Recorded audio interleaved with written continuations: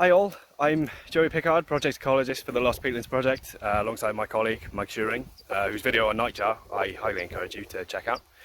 I'm here on our 100 Mynhewch community site at the north end of the Rhondda to talk about adder, which is one of our top 10 species for the project. It's a protected species in the UK and it's undergone a decline, as have all reptiles and amphibians, so it is a species of conservation concern.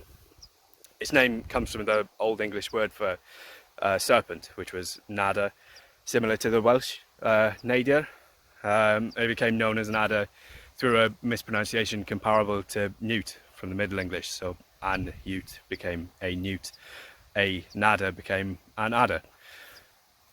Anyway, adder is one of 3 native snake species in the UK, the others being grass snake and smooth snake, and it's a beautiful but sometimes misunderstood species. It's the only venomous snake in the UK, but although the bite can be potentially serious, it's rarely fatal, and unless disturbed or deliberately provoked, it's unlikely to bite.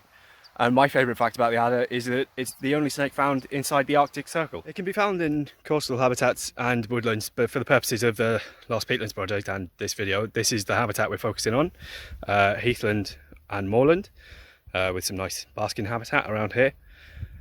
Between their various behaviours, they require fairly heterogeneous habitat mosaic, so places for basking, shelter, hunting, and they're easily recognisable when you're fortunate enough to find one. They have a beautiful dark zigzag pattern along the back and a row of dark spots along either side. Males and females are also different colours. Apart from the zigzags, males tend to be more grey while females look more brown. They've got an extensive range all over England and Wales from coast to coast, although they're more likely to be found in some areas than others, and they're not found in Ireland. There are no native snake species in Ireland.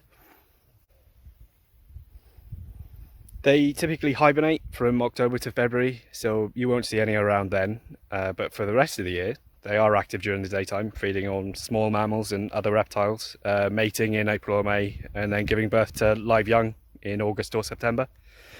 And by restoring our upland habitats in the Lost Peatlands Project, we're hoping to conserve and to create more suitable habitat for this and other species, and help to create a network of suitable sites for this wonderful species going forward. Thanks.